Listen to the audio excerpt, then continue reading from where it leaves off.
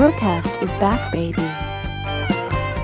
This BruCast episode is brought to you by the BruCast Store. Explore a store filled with awesome goodies from hoodies to t-shirts to mugs. We've got you covered. Stay in style with BruCast. Embrace the shock, set the trend. Visit now bru-cast.com/store. Link below.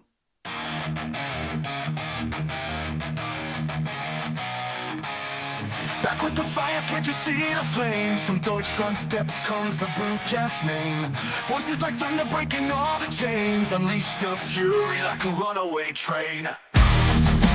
Alright, hi everyone, welcome back to another BruCast episode. If it's your first time watching the show, make sure to like and subscribe. If you're listening to Spotify or Apple Podcasts, please rate the show 5 stars. This will ensure that the podcast recommends to even more people and allow me to keep doing what I love. BruCast also on Instagram, X, and TikTok, where I upload shorts with the highlights of the show. So follow now, BruCast on Instagram, X, and TikTok. Links in the description below. Here we thrive, we survive!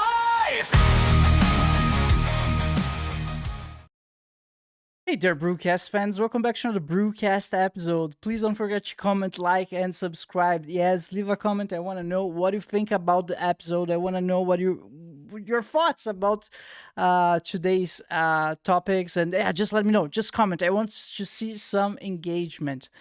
Yeah, that's I think that's about it. All right. So without further ado, let's welcome our guest for today. Her name is Rebecca Payne. How are you doing, Rebecca? I'm great. Thank you so much for having me.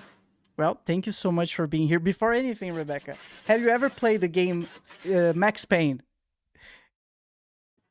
So I haven't actually played it, but I have heard a lot about it with my last name being Payne. Yes. Yes. And apparently he's pretty great, Max Payne. So there you go. I had to bring it up because I'm a huge nerd. So anyway, this is out of the way. Please introduce yourself. Hi. It is nice to meet you all. My name is Rebecca Payne, or Dr. Payne. And I am a psychologist, and I live in Los Angeles, California. And I specialize in working with, I do work with a range, but mostly high functioning people that find themselves in like relational loops that are dysfunctional and are trying to understand why, even though they understand, it doesn't always necessarily mean that they're going to immediately get out of it.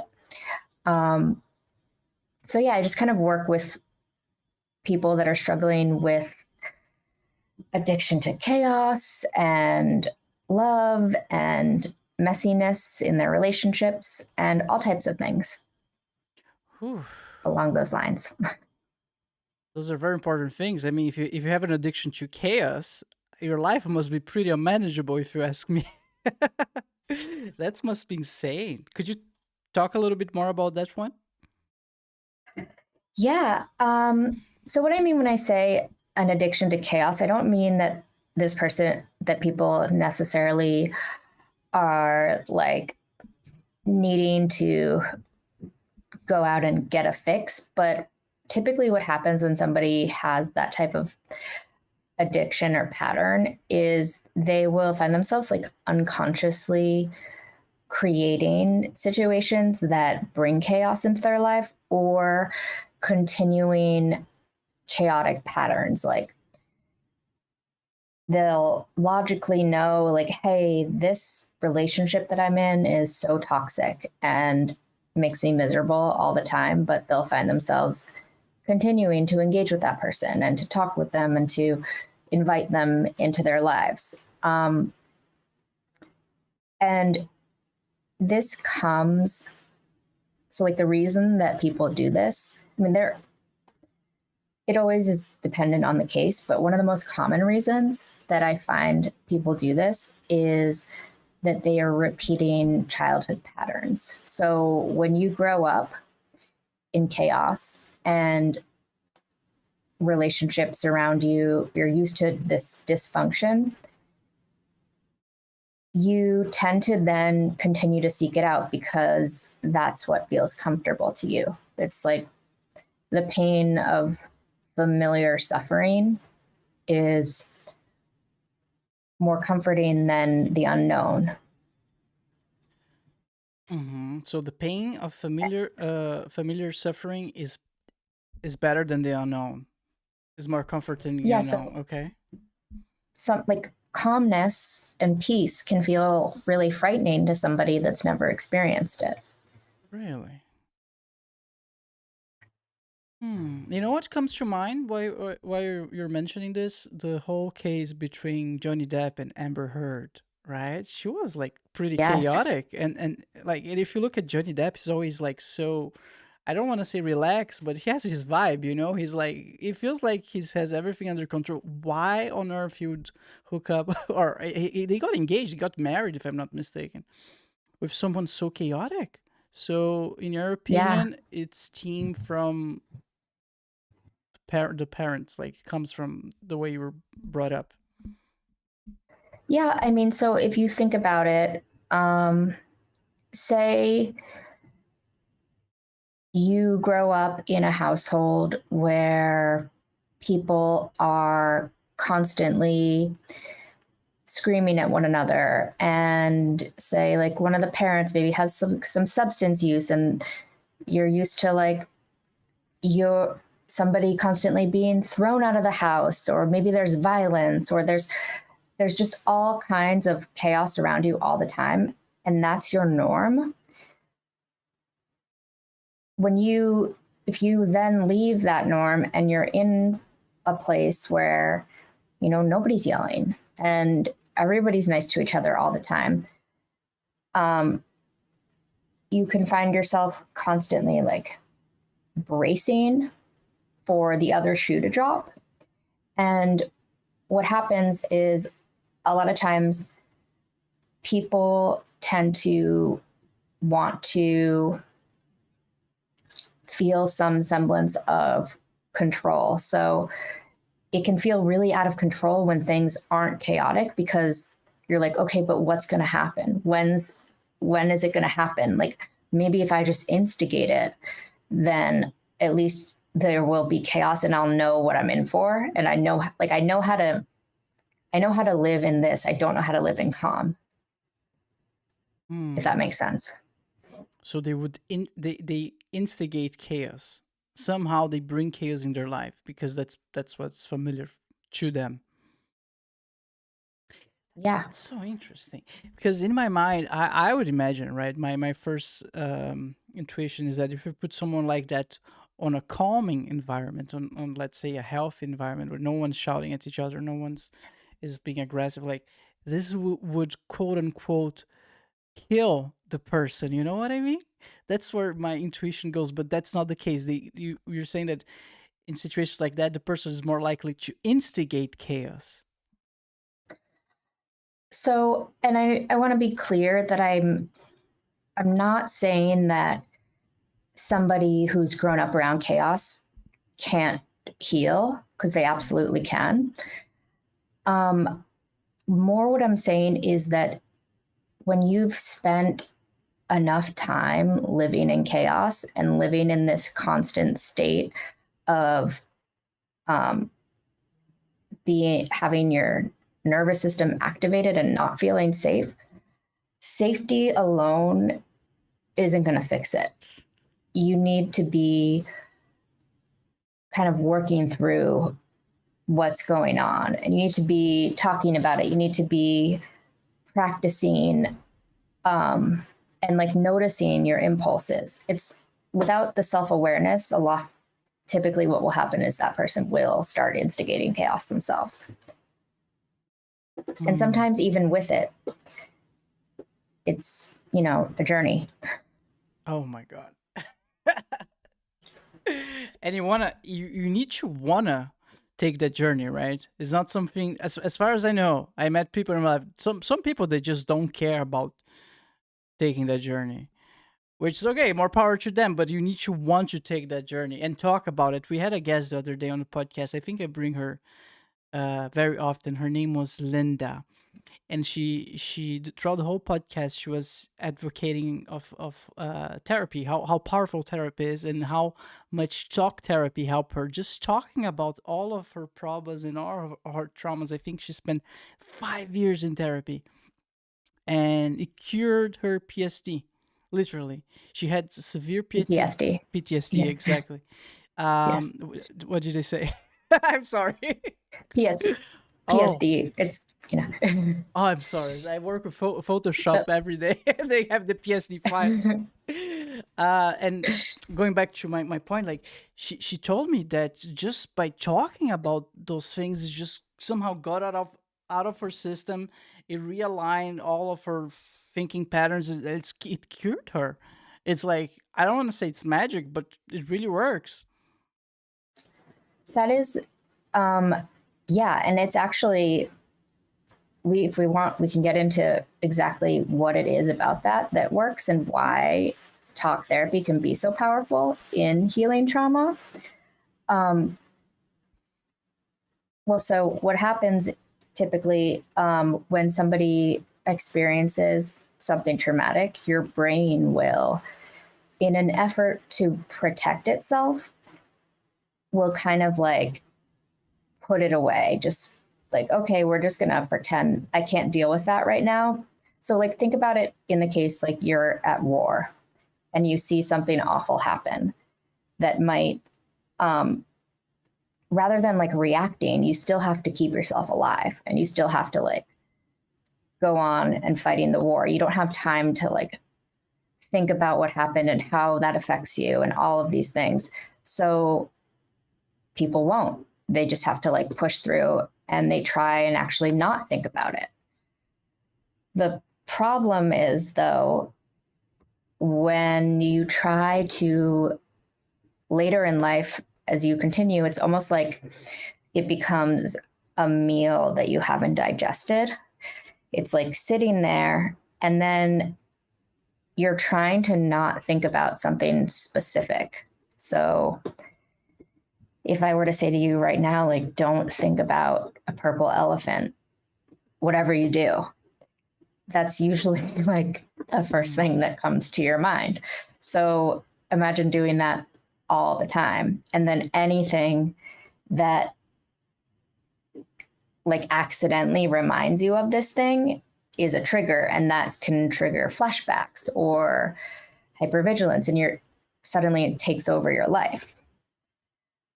So by actually talking about it, as scary as it is, because the other thing is, the longer that you put it off, the scarier it can become, as with most things. Mm-hmm.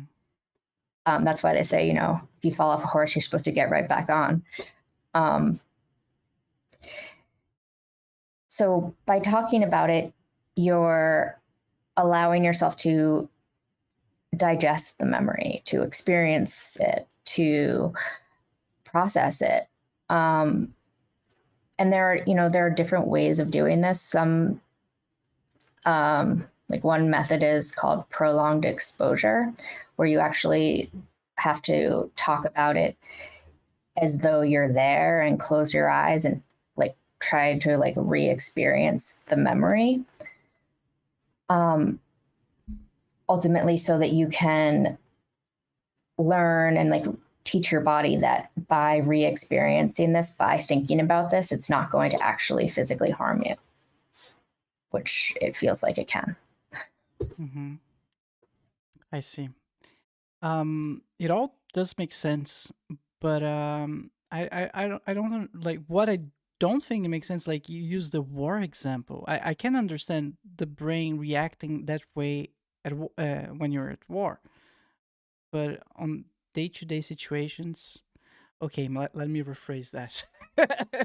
What are day-to-day situations? I think they're like extreme day-to-day situations that can trigger the PTSD trauma response in the brain, like those ones that you explained at the beginning, violence, and living those households where there's violence and people are not treating you well. Then that triggers the brain response. Am I right?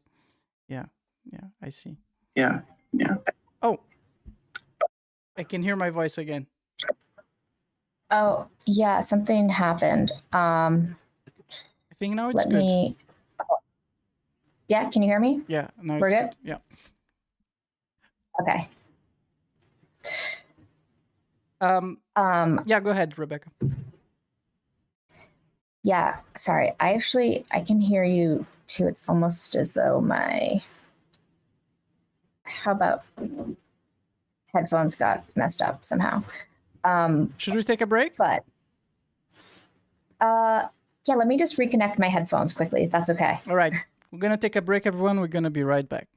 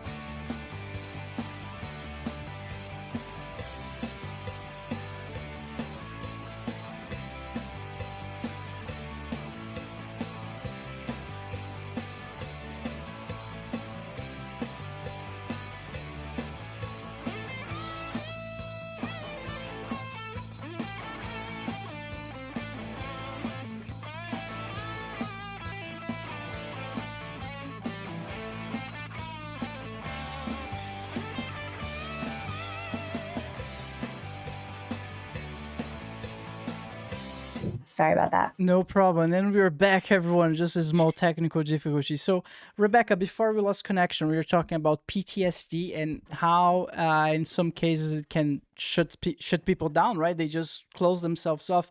But what about oversharing? I heard that that's another reaction of trauma. What defines how someone will respond? Either they're gonna shut off or they're gonna overshare. Like, it seems like opposites, right? Absolutely. So oversharing can happen. I mean, that's kind of so what will happen there is somebody will not necessarily, it's almost like they have so many things in their mind and in their body and their nervous system that it's like when you're so overwhelmed, you can't even think about what's appropriate to share and with whom. So you could be on a first date and all of a sudden you're telling them about your childhood trauma because it's just like, it's all like bubbling up and it almost feels like word vomit. You just can't control. It needs to come out. So it's just going to come out when it comes out. Mm-hmm. And that can be another reaction. The thing about trauma is that two people can experience the exact same event and respond completely differently to them. So where some person might never speak of it again, another person might feel the need to tell every single person they meet about it. I see. I think that's why you need a therapist, because I think if this person had a therapist, they could just redirect all of this energy and all of this need of talking to someone who's actually there who can help you with those things, right? Yeah, and help you process it. And also, I think one thing that a therapist can really help you with is, they can be somewhat of a mirror, and you might like go to the therapist and be like, yeah, like I went on this, it seemed like a great first date to me, but I never heard from them again. And therapist would be like, oh, well, tell me about, what did you guys talk about? And then as they're reflecting, the therapist might be like, okay, yeah, I can see maybe why they didn't call you. Like maybe that's not appropriate conversation for a first date. It's like you can get honest feedback from somebody as well in therapy. Yeah. Yeah. Or I mean, it might be that, or might be just not a good match. Sometimes it's just Exactly. not a good match. I saw this girl in Japan. You say, oh yeah, by the way, you just came back from Japan. So there's this girl in Japan. She went on 300 dates, and she said that none of those guys met her criteria, because her criteria was like, they need to be this handsome, make this amount of money. It's like she's never gonna find the one. It's just like her boundary is not the correct word. What's the word that I'm looking for? Her bar is so high that she's never gonna find anyone. I don't know why I'm bringing this up. Yeah, no, that makes sense. Sometimes your expectations are just not realistic, not at all. So, but yeah, oversharing can also be a problem. Yeah. I'm happy that you brought romantic relationships into the conversation, though, because I think there's a lot to unpack there, a lot to be said. I saw on Instagram that you also listed the top 5 red flags, right, that you can see in a partner. Yes, that sounds like something I might have posted. What are those? Oversharing? I wouldn't say that that's necessarily a red flag. Yeah. I'm not sure exactly what I said in that video, because really different partners have different red flags, and what could be the number one red flag for one partner could be like number 17 for another. There are more than 5? Oh yeah. Oh my God. I mean, there are hundreds of potential red flags that a partner could have.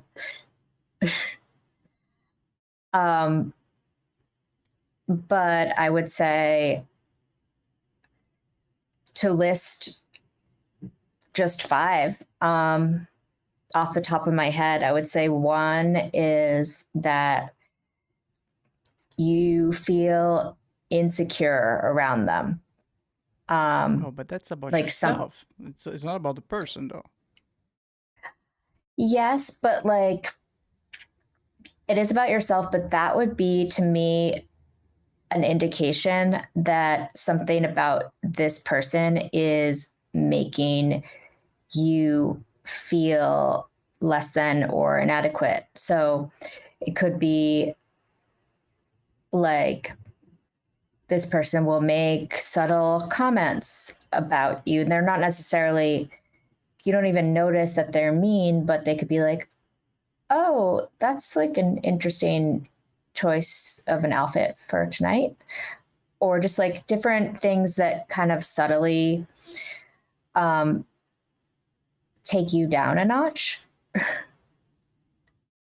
And just so, I mean, I'd say the number one, yeah, like the way that this person makes you feel about yourself is one of the most important things in a relationship. And if this person doesn't make you feel good about yourself,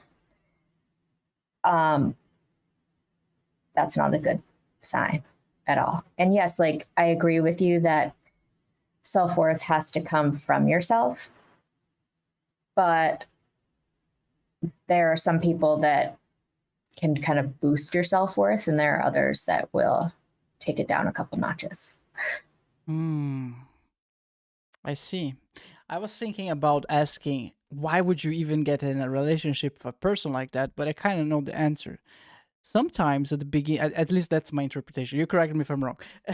Sometimes at the beginning of a relationship, they don't show that side. They just treat you like God on earth and everything's fine and everything. And after a while, it's just a different person. I don't know. I look it up, and apparently there's this whole honeymoon phase, right? That happens at the beginning of the relationship. She's nodding, everyone. I mean, onto something. And after this is gone, apparently, like the chemicals in your brain change, and they're not in love anymore. And then the real person shows up, and then all of those maybe red flags shows up. Maybe so. Let me ask you this: would you say that it's possible to detect any of those red flags beforehand, before Uh, the honeymoon phase is over? Definitely. Yeah. Okay. Absolutely. So, and I wouldn't necessarily say that it always, I think that's one way that you can get into a relationship with somebody who's not treating you well and doesn't make you feel good about yourself. But there are also sometimes right from the beginning, somebody doesn't make you feel good about yourself and doesn't bring out the best in you. And people can get so caught up in the ego wound of it. They might decide that, like, it's, well, why doesn't this person want me? That must mean that I'm not good enough. What can I do to show them that I'm good enough? How can I make them think that I'm worthy? And they can get so caught up in trying to win this person that they don't even think about, like, wait, is this a person that I really want to be with? If I have to do all of this to prove that I'm worthy of them? So it's a challenge. It can be a challenge. It can be, so it could be partly a challenge. It could be partly that they feel that they are abandoned, or like, if this, you can convince yourself, like, if this person doesn't love me, then that means that I'm unlovable. I don't know if you've heard like the thing about how people oftentimes find themselves dating their parents or somebody that's just like their parents. Nietzsche said that, right? I don't know if that was Nietzsche, but it's definitely, something that humans have been experiencing for a long time. And so say you have a parent that's not nice to you and doesn't make you feel good about yourself. That might be the type of person that you find yourself seeking out in a partner.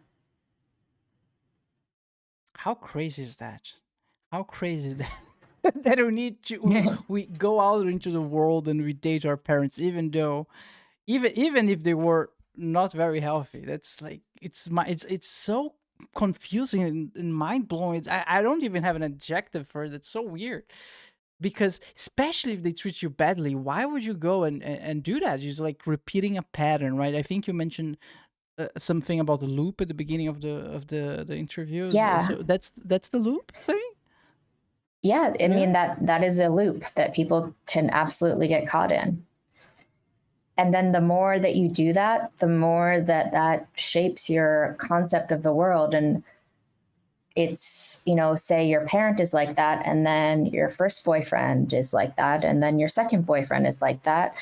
It's more and more teaching you, this is what a relationship should look like. This is normal. So Google says that the concept that we date people who resemble our parents. Oh, let me share the screen.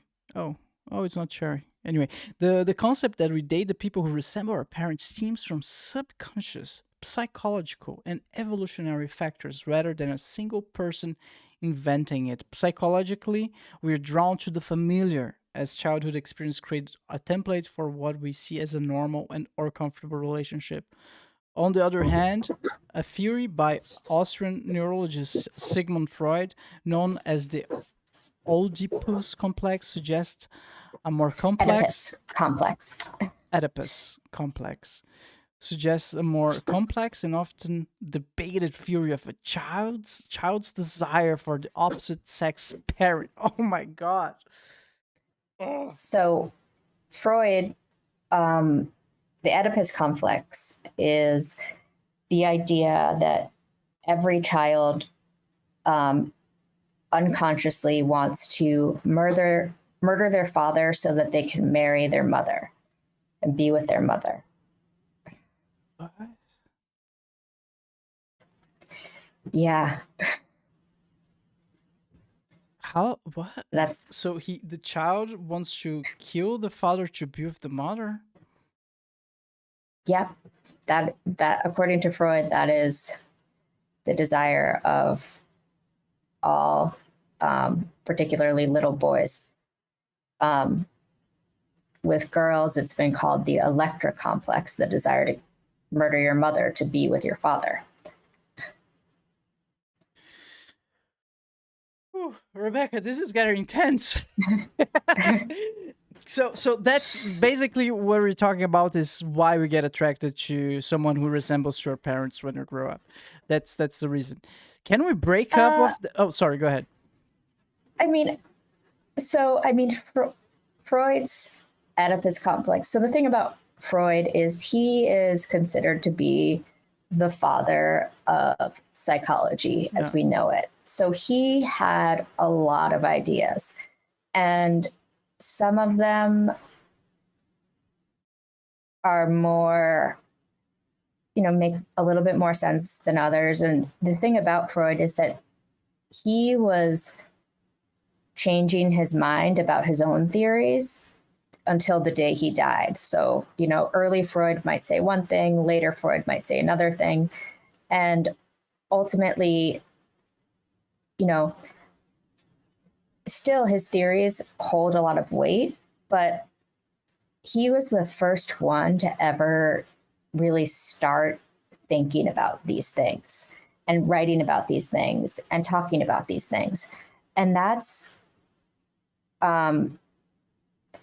so I think that some of his theories, helpful, and they've got us thinking. We don't necessarily want to take what he says as literally. It's just he's putting out these ideas. He talks a lot about taboo and how our unconscious desire is what fuels taboo. And I mean, he said there are some of his theories that I agree with more than others personally.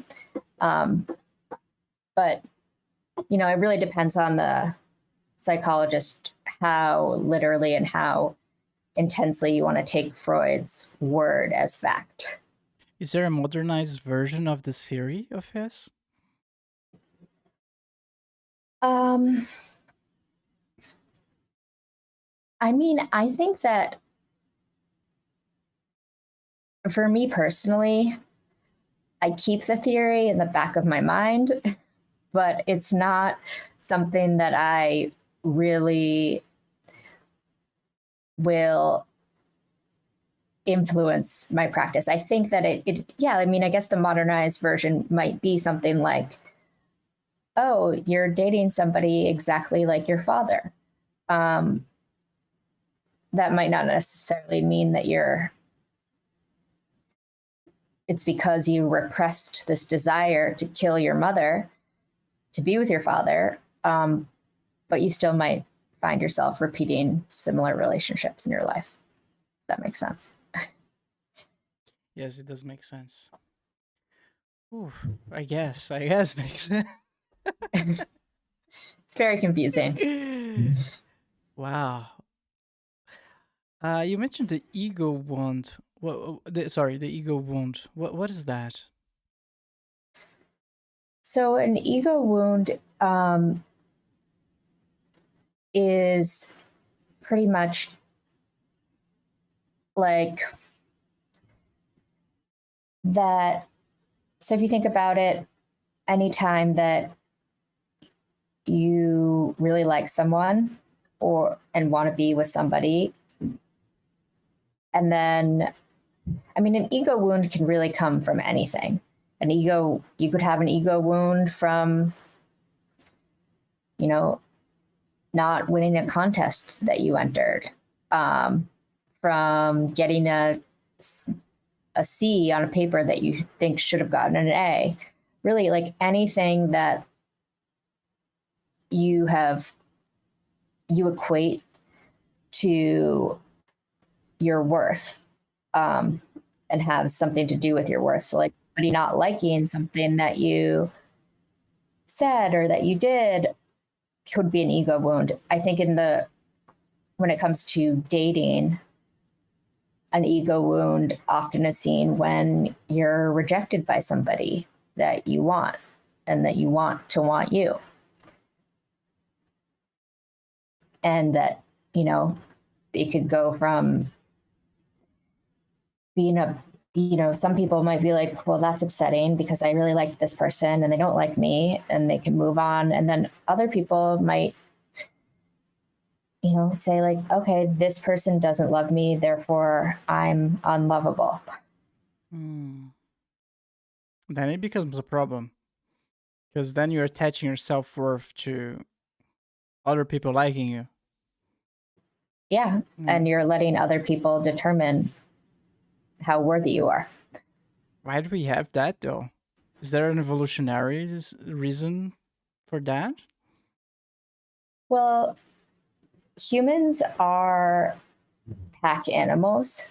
It was critical to our survival that we maintain healthy relationships with one another because we need each other. It's very, very difficult for a human to survive on their own. In the modern world, as well as when we were cavemen, we needed to work together. So, yes, I would say that's the evolutionary reason that we can be so wounded by relationships. Because as social creatures, we need others to survive. Yeah. I see. Okay. Yeah, it does make sense. I heard the term ego death once, and some YouTubers, they like to go into the jungle and take DMT, and they like to talk about ego death and how beneficial it is for you. Have you ever heard about that? And would you say that's the case? It is beneficial to not to have an ego? I would not say that. So yeah, I've heard ego death spoken about, particularly in relation to use of psychedelics. Yeah. And it's basically, it's about the temporary collapse of the identity that you have built for yourself.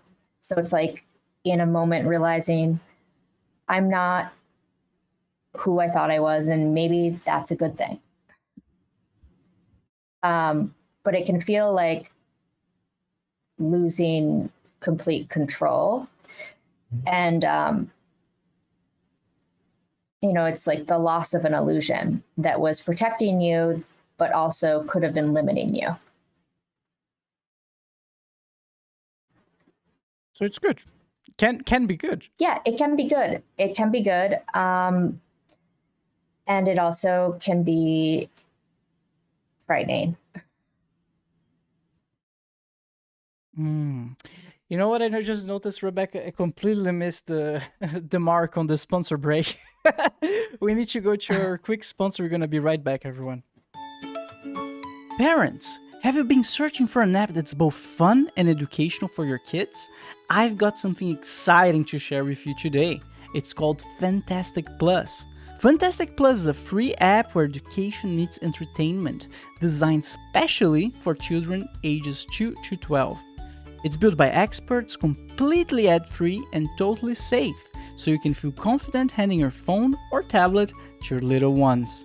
Inside the app, kids will find a world of engaging content, their favorite cartoons, audiobooks and songs to spark imagination, educational games that make learning fun, and all of that to keep them entertained while supporting their development. FunTastic Plus is available on iPhones and iPads and even works offline, so whether you are on a road trip, flying, or just at home, your kids will always have something to enjoy. So if you're ready to give your kids a space that's both fun and educational, download now FunTastic Plus for free on the App Store. FunTastic Plus, a safe and ad-free educational platform for kids. Link on the description below. And we're back, everyone. Go check it out, FunTastic Plus on the App Store. Parents, download it for your kids. It's great. All right, so Rebecca, before we went into your sponsor break, we were talking about ego death and taking drugs and going to the Amazon. Like, yeah, it can totally. I understand how it can totally feel scary for some people. Would you say? Yeah. Go ahead. Well, I wanted to also elaborate a little bit that is one way that people talk about experiencing ego death. But there are other things that can happen that can make a person completely feel the need to like shed their identity. So it could be maybe your identity was really tied up in a job that you had. And that's like, you're like, this is who I am. And then one day you lose that job for whatever reason. That could be an ego death, or it could be a relationship. But it's really like the shedding of who you thought you were and your own perception of yourself. Okay, so frightening, but can be powerful. Writing, but can be powerful. So it can happen when you lose a job or something that you feel is part of you. Maybe even a relationship. Am I right? Yes. Yeah. So, but isn't that that's not sitting well with me, because if you feel like you're losing part of who you are because you lost a relationship or you lost a job, you probably don't know who you are then. Well, yes. I mean, I think that's why people think, or, why it can be beneficial experience.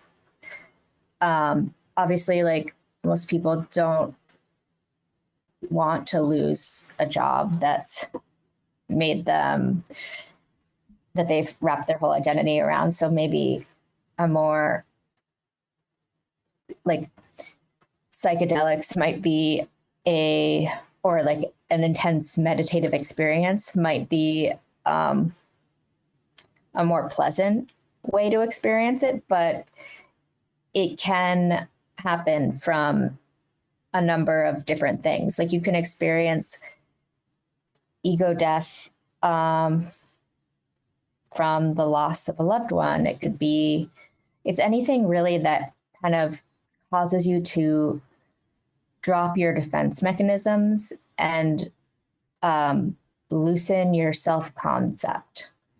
So you realize that you're not just your roles or accomplishments. Like, there's something deeper to you and who you are. Would you say that we all need to go through those things during our lifetime, or is perfectly normal and perfectly healthy to never experience any ego death throughout one's life, and that's also fine? I mean, I would argue that throughout life, we all experience mini ego deaths. Like, for everyone, there are pieces of our identity that we shed as we go along. Like, you graduate from school and you're no longer a high school student. That's a little bit of an ego death. Or you break up with somebody. You're no longer, you grow apart from a group of friends. Like, so there are small ego deaths, and then there are ego deaths that can feel all-encompassing and overwhelming and just a complete rehaul of your entire life.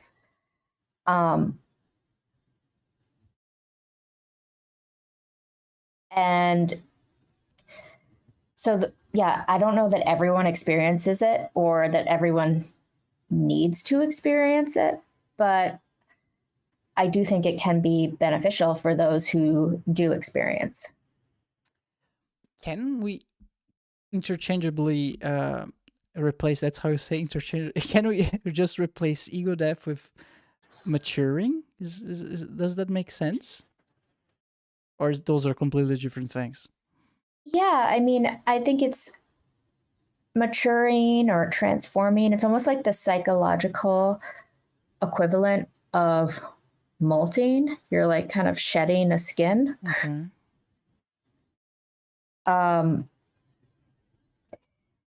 And okay, so here's, I don't know, are you a fan of Taylor Swift? Oh. Maybe I am. Maybe I'm a Swiftie. I don't know. I never heard any of her songs, but I know her. She's pretty huge. Yeah. So like in one of her songs, she starts it by saying like, oh, the old Taylor can't come to the phone right now. Why? Because she's dead. It's like there's like the old me and then there's the new me. And something will typically happen that causes somebody to let go of the old me. Wow. I think Elton John did the same thing. His real name is not Elton John. Do you know about this one? Yeah. Is that the case? I don't know actually what, Yeah. but that, checks out. I think it's something that artists are particularly gifted at talking about and putting into words. His original name was Reginald Kenneth Dwight. It's not very... I can see how it would not sell a lot of discs. Tickets, yeah. All right. But that's very, very interesting. But isn't that in some way dissociation?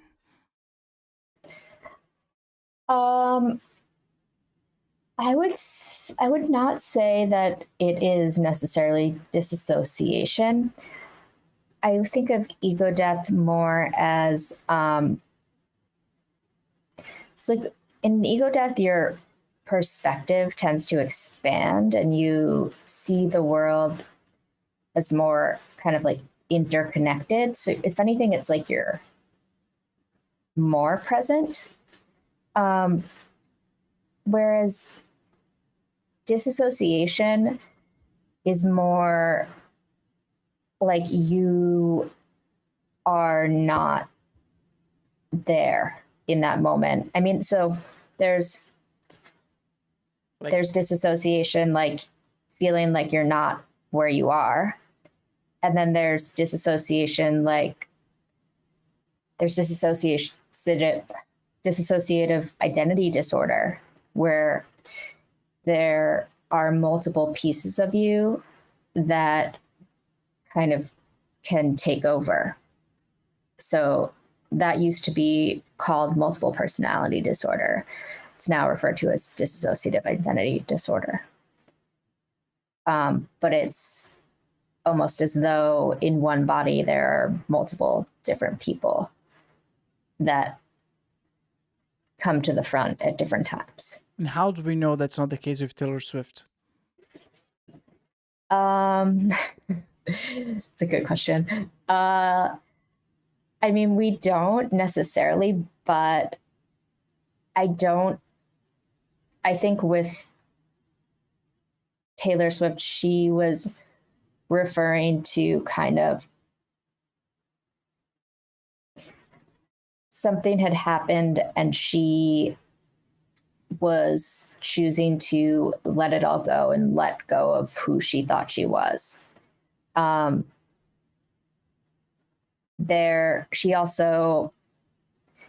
She's somebody that's lived in the public eye, and she demonstrates a pretty consistent personality. So I would be surprised to find out that she has dissociative identity disorder.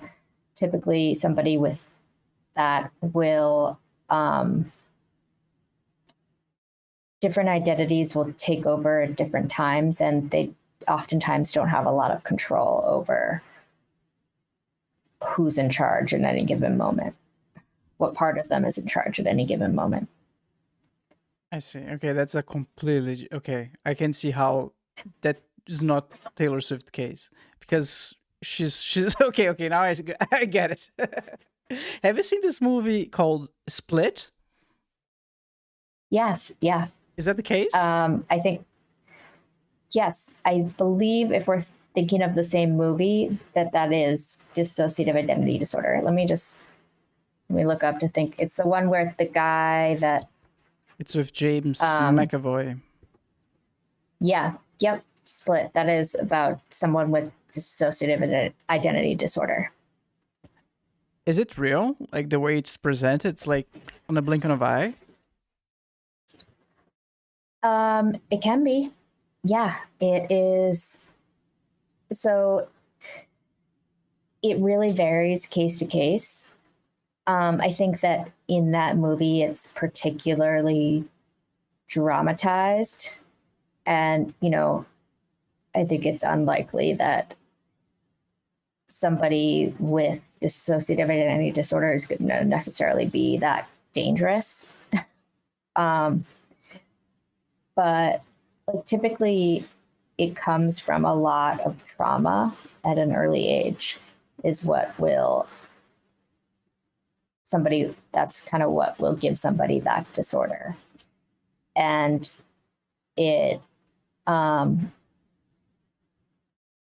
it's just another way that people cope. Ooh. Rebecca, I need to ask you, because did you ever had to treat a patient with this kind of symptoms? Like, is it can it be dangerous? So yes, I have treated patients with these types of symptoms, and no, it is not typically dangerous. Okay.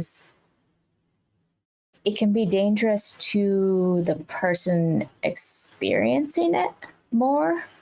So then, but oftentimes, with mental illness, people, it's like something that people don't understand. And yes, there are cases where somebody can be mentally ill and frightening or violent, but that's actually not any more common than somebody without mental illness acting out violently. So typically, somebody who has this type of disorder just has gone through something difficult, and it's like I had mentioned before, different people can go through the same trauma and respond in different ways. This is a way that people respond to certain types of trauma. Again, the brain, it's so interesting how the brain works. You depending on the person, there's a trauma occurs, and so many different outcomes can happen. It's so interesting. It's basically how many of them are there? Hundreds? I mean, there are really an infinite number of ways. We just touched on a couple today. Yeah. What made you become a clinical psychologist, Rebecca?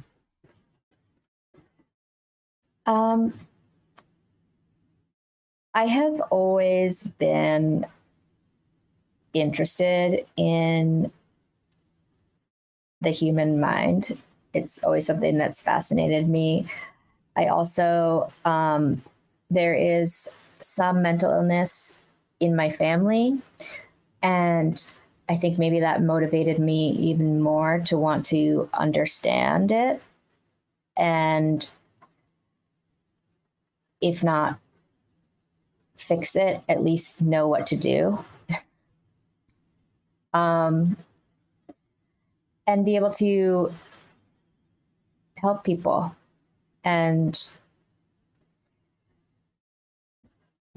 teach people how to live happy and, better lives than they necessarily had before. I think the thing that I like best about being a psychologist is the feeling that you have really changed somebody's life for the better.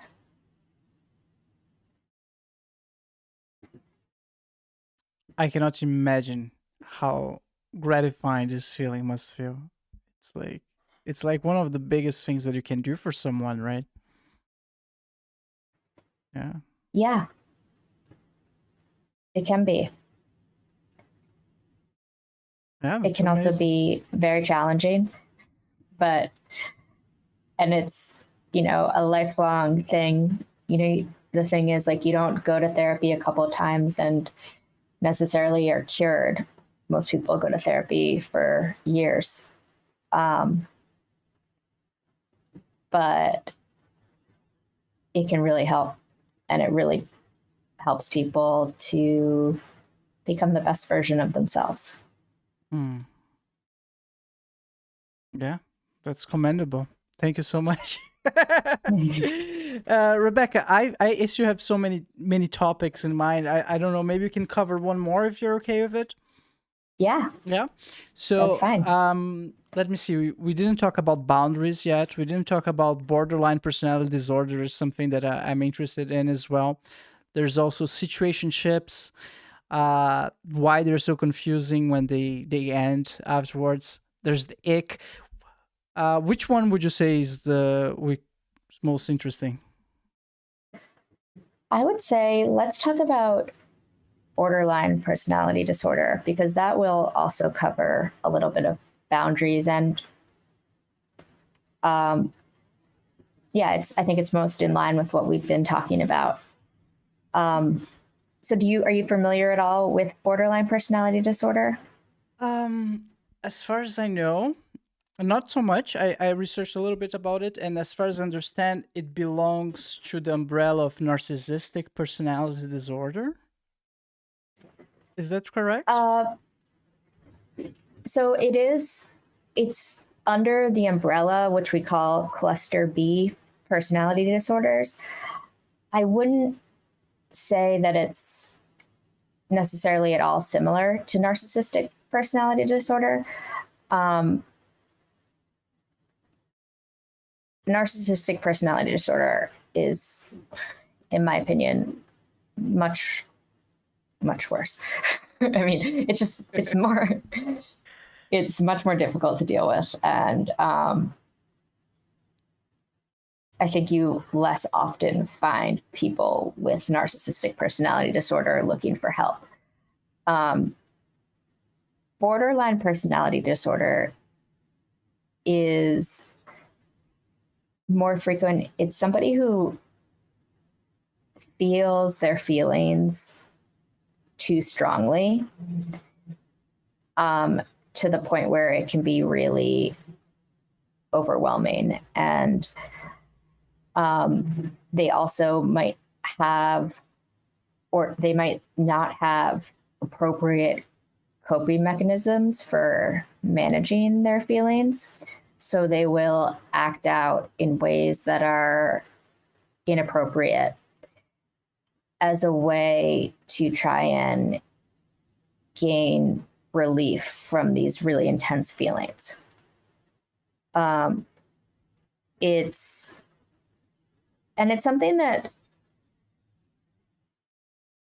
I think is one of the most misunderstood disorders. A lot of times, and I think even among psychologists, it's often misunderstood because patients with borderline will struggle with boundaries. They will need a lot of help. And it can also just look so drastically different in different cases.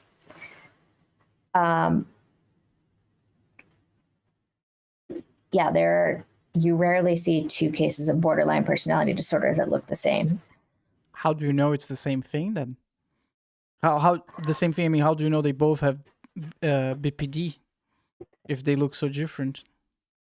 Well, so there is a criteria for borderline that they have to meet. And if they can meet, so like if they meet a certain amount of the criteria, then they have that diagnosis. So like to meet full diagnostic criteria, you have to have at least 5. I can actually, here, I'll list the symptoms for you. So number 1 is fear of abandonment. Frantic efforts to avoid real or imagined abandonment, extreme sensitivity to rejection, panic when someone pulls away, or intense efforts to keep people close. 2 is unstable or intense relationships that swing between idealization, so thinking that somebody's perfect, and devaluation, so thinking someone's awful. And there's tend to be really reactive to perceived slights or changes in closeness. So to elaborate on that, that's kind of like people with borderline personality disorder tend to think in black and white a lot. So somebody can be absolutely perfect until they do one tiny thing that doesn't fit this person's image of them. And it can be difficult for somebody to hold, with borderline personality disorder, to hold that 2 things can be true at the same time. Like this person can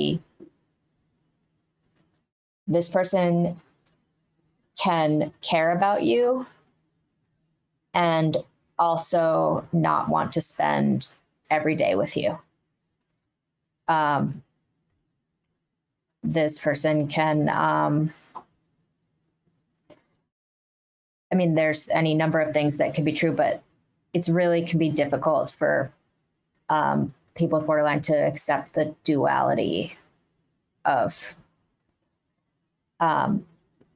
human nature. So that's 2. Number 3 would be identity disturbance. So that's an unstable self-image or sense of self. So that can mean like, what that looks like is frequent changes in somebody's goals, values, or career direction. So, and like also they can kind of chronically feel emptiness or confusion about who they actually are, like as a person. 4 is that they're really impulsive, and particularly in risky areas. So that could be with substance use, it could be unsafe sex, it could be spending money, driving. Like they will act very impulsively. 5 is reoccurrent suicidal behavior or self-harm. So cutting, burning, like anything like that. And then 6 is they tend to be like really unstable in their moods. They can have really intense mood swings that can last anywhere from like a couple of hours to a couple of days sometimes. And then chronic feelings of emptiness, inappropriate or intense anger that they have difficulty controlling, and then stress-related paranoia or disassociation. And those are, so if you have 5 of those 8 symptoms, then that's how you get a diagnosis of borderline personality disorder. Wow. Gosh. And as all the other traumas that we've talked about, that's something that originates in childhood. Yes. Typically it stems from childhood. People used to think that borderline personality came from some kind of abuse, particularly sexual abuse. That is no longer thought to be true. It can come from I mean, it can come from abuse, but it also can just come from having a different, not getting your needs met during childhood in the way that you want or need them to be met. So, one way that it was explained to me that made a lot of sense is, say, you have a child that's very needy and a mom that's just a little bit more hands off or distracted for whatever reason. And the child is like, mom, mom, mom. And they might respond in one way and they don't get their mom's attention.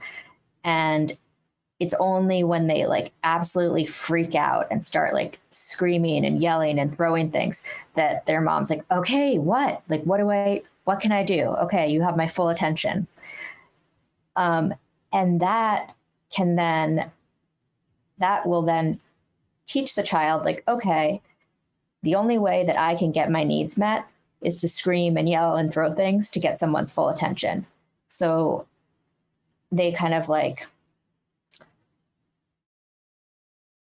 just have a way of getting their needs met that isn't, that's a little extreme. I see. Ooh. Is it possible for them to ever leave the borderline personality disorder, let's say, diagnostic behind? Is that something that I don't want to say cure, but ease the symptoms? Yes, actually, and I'm so glad you asked that. That's one. So why, in my opinion, I think borderline personality disorder is the easiest of the cluster B personality symptom or disorders to work with, because it is very, very treatable. The gold standard for treating borderline is something called dialectical behavioral therapy. And it's called dialectical partly because it focuses on the ability to be able to hold two opposing truths at the same time. And so, actually, if you click on that picture right there, Copy. There are 4 main parts of dialectical behavioral therapy. I think that's what it's going. Yeah. So there are different areas of it. Mindfulness, which is kind of allowing yourself to be in the present moment and paying attention to how you're feeling in that moment. Focusing on the ability to accept and be in the present and the current moment. Emotional regulation, which is how you manage your emotions and kind of keep them in check. I think that's one thing that people really struggle with borderline is, the ability to calm themselves down. The next is distress tolerance. So something that somebody without borderline personality disorder might be a nuisance, can really send someone with borderline spiraling. So learning strategies to deal with negative emotions rather than trying to escape them. And then interpersonal effectiveness, which is really how to talk to people, how to interact with people in a way that you are effective in getting your needs met. So that kind of goes back to what I was saying about a child with their mother, where they might freak out because that's the only way that they know. Interpersonal effectiveness teaches you strategies that are more socially acceptable, but are going to get you the same results, get you what you need without burning bridges on the way. Mm-hmm. I see. And those are things that the person with borderline would theoretically learn in therapy. Yes. I see. Okay. I mean, honestly, I think that dialectical behavioral therapy is something that almost everyone can benefit from. It's not limited to helping people with borderline personality disorder.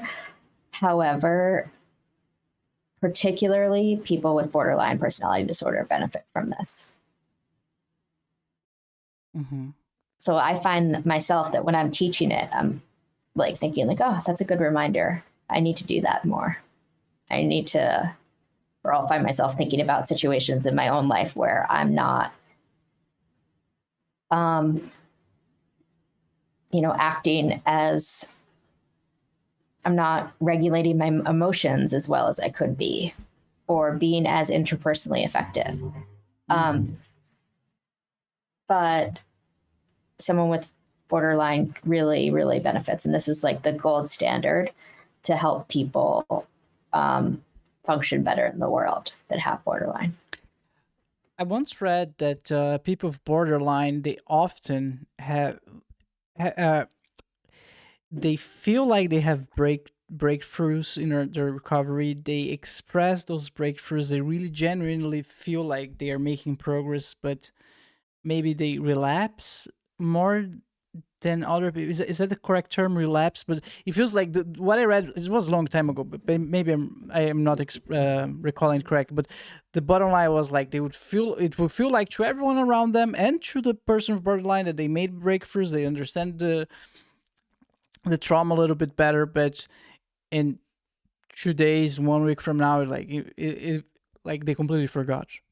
Is that a thing? Yeah. Yeah. I mean, that is definitely a thing. And it's partly because it is like you're always gonna kind of revert in some situations. If you're not like the dialectical behavioral therapy, you're learning a set of skills. And if you're not practicing them consistently, they can get rusty and you can revert back to your old methods. So it's something that like people need to be practicing all the time, and thinking about and acting on. And one thing that I always encourage people to do when they're learning dialectical behavioral therapy is to actively practice the skills when they're not in crisis, because like when you're freaking out, that's not the first time you want to be trying. You want to like already know the drill and have it down so that you can kind of do it on autopilot, because it's just going to be a lot easier. It makes sense. It's in a way it's relatable to this quote, like doesn't matter how much you learn about basketball in a book, you're only going to become a good basketball player if you go out in the court and actually play basketball.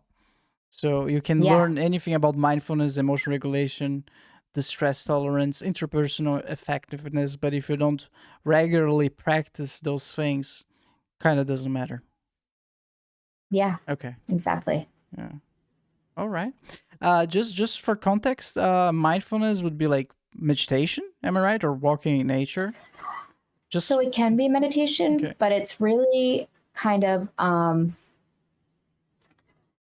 think of it as like noticing where you're at any given moment. So mindfulness could be like, oh, like what that person said just really upset me. I can feel my heart rate starting to increase and I'm clenching my fists. I'm having a difficult moment right now, so I need to take a step back. So just like kind of rather than just like experiencing life, kind of being a little objective and noticing like what is going on in your body, what's going on around you, how things are affecting you, being in the moment and paying attention. Mm-hmm. It does make sense. Emotion regulation, this is a little bit more abstract to me because how do you regulate your emotions if you're like with mindfulness, right? Yeah. So how you might regulate your emotions could be, go for a walk. One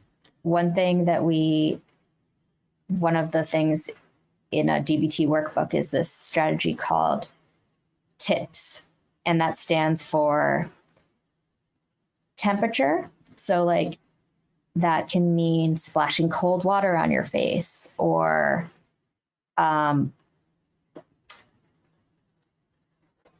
really, I say jumping in a cold shower, like anything that's just going to like shock your body out of the moment. Increased heart rate, so like doing a bunch of jumping jacks.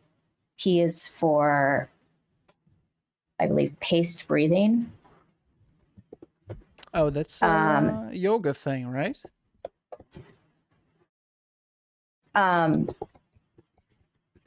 Paced breathing. It's also just like rather than like, I think partly like when you're really upset, you're tend to breathe faster. So by consciously breathing slower, you're cueing your body to know that you're not currently in danger. So slow rhythmic breathing, a lot of times I'll tell people to breathe in for 4 seconds and then out for 6 to 8 seconds, and do that for 10 breaths in a row. And you'll find like when you do that, it cues your body that you're not in danger and you are very, you're safe. And then the last one is progressive muscle relaxation or sensory grounding. So that's like going through each muscle group in your body one by one, paying attention to it and consciously relaxing it. Wow. So those are like several little exercises, let's say, that someone with borderline can do in order to help them. Yep. All right. Particularly with emotional regulation. Particularly for emotional. When it comes to distress tolerance and interpersonal effectiveness is like relationship skills, right? Yeah, like how to make friends, how to tell someone something uncomfortable, how to ask someone for a favor without upsetting them, that type of thing. Yeah. Come on, guys, you can do that. Please do that. That sounds like a good idea. Yes. And just to cover the last one. Oh, sorry. Go ahead. Oh, yeah. I was just going to go into the last one, and then the last one is again like it's when something doesn't go your way, how to manage those emotions that come with it. Like one major thing of distress, like one of the major distress tolerance things that I try and convince people to do is something called radical acceptance, where you need to accept what you can't fix right now. So no matter what it is, even though I don't like it and I don't want something to be this way, I accept it. And the reason that can be helpful is like, for example, say it's raining out, and you don't want it to be raining. You could go outside and you can scream and rain and you can wear a t-shirt, like act like it's not raining, but you're going to get wet. You're going to be cold. Or you could put on a raincoat and just be like, you know what, this is what it is right now and I can't change it. So I'm going to accept it and prepare for it. Have you heard about Mel Robbins? Mel Robbins? Yeah. I've heard of him, yeah. There's this let them theory from Mel Robbins, and apparently, I from what I get, it is a little bit like that. You just like, it's something out of your control. There's nothing you can do about it. Just especially if other people are doing stuff that there's nothing you can do about it. Just let them, and Yeah. it's like, wow, that's revolutionary. Because Exactly. I suffer from that as well. Sometimes there's people who get under my skin, and I just want to be reactive, and like there's nothing I can do. So my friend, my coworkers being smart as just let him. Why would I go play his game? There's nothing to gain there. Same thing with the Yeah. rain, I guess. It's let the rain. There's nothing you can do about it. Exactly. Yeah. Understanding what's in and not within your control. Yeah. Rebecca, one last question about BPD. Is there any meds, any pills that people with borderline can take in order to support them in their recovery journey? So sometimes people will take medication depending on the case, but that is typically not the first line of treatment for borderline. The first gold standard of treatment is is dialectical behavioral therapy. If you're doing that and it's not working and there are some other issues coming up, depending on what those issues are, there are medications that can be helpful. But first and foremost is DBT. I see. How many people with BPD do you think are willing to do therapy? Because if they have so many problems for emotion regulation, and I imagine their lives should be quite chaotic for some of them. Is that natural, or there's a lot of them who seek therapy willingly? It's hard to say. I think that people with BPD tend to be, a lot of times they are suffering a lot. They're feeling their emotions really intensely, and it can be really uncomfortable. So I think that a lot of them are very inclined to want to seek help because they're overwhelmed. But then again, the only people with BPD that I see are the ones that are looking for therapy. So it's hard to say how many other people have it and are not getting therapy for it. Does make sense. All right, Rebecca. I could keep going on and on. That's such an interesting subject, such an interesting topic. But yeah, I'd like to ask you if you have any final remarks, anything else that you'd like to say to the audience. Well, I just wanted to thank you so much for having me on the show. This has been so much fun. And, if anybody has any additional questions for me, you can find me on TikTok or Instagram, which my handle is at It's Dr. Payne. That's doctor spelled out and Payne. And I just encourage you guys to be kind to yourselves and get help if you need it. All right. Rebecca, thank you so much. It was a pleasure. Thank you. All right, everyone. Don't forget to comment, like, and subscribe. See you next time. Bye-bye. Thank you so much for hanging out with us today. If it's your first time watching the show, make sure to like and subscribe. If you're listening on Spotify or Apple Podcasts, please rank the show 5 stars. This will ensure that the podcast is recommended to even more people and allow me to keep doing what I love.